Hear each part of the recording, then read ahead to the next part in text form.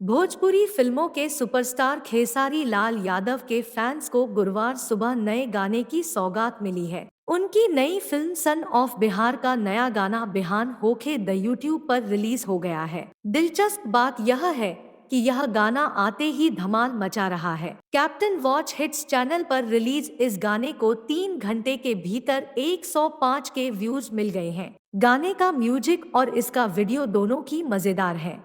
रवि सिन्हा के डायरेक्शन में बनी फिल्म सन ऑफ बिहार में खेसारी लाल यादव के साथ मणि भट्टाचार्य और रक्षा गुप्ता भी हैं। इस नए गाने बिहान होके द के म्यूजिक वीडियो में भी खेसारी अपनी हीरोइन मणि भट्टाचार्य के साथ नजर आ रहे हैं। गाना रोमांटिक है और इसमें खेसारी रोमांस के मूड में नजर आ रहे हैं। गीत के बोल में वह कहते हैं, सारी कमरिया पे भारी लागत, कजरा के धारी कटारी लागत। इस पर मणि कहती है, बलमुआ हो बिहान होखे द।